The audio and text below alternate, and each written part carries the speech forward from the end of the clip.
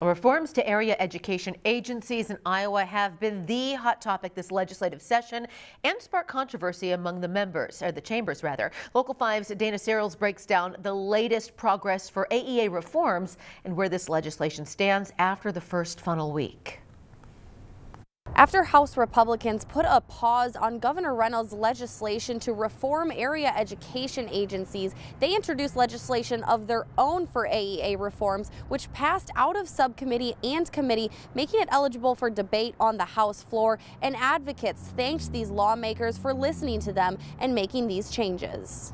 House Republicans have pushed their own version of AEA reforms to the House floor. The House legislation extends the timeline for reforms to the 2025 school year. Additionally, the Department of Education will still oversee AEAs, but a task force will be put together to advise that, something advocates appreciate but would like to have a say on the task force. One, we really appreciate the task force. Two, the crisis intervention services, as I'm sure you've heard before, it was the AEAs who led that team up at Perry. And then three, really want to hone in on that operational sharing. While commending lawmakers, there are still concerns surrounding provider sharing and requiring schools to only use one AEA for all services.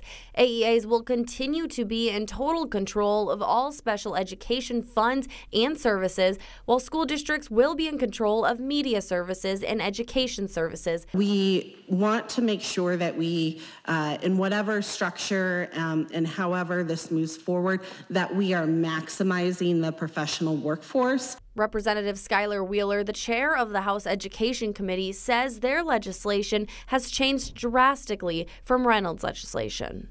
So this is not the final product. I'm open to recommendations on the task force.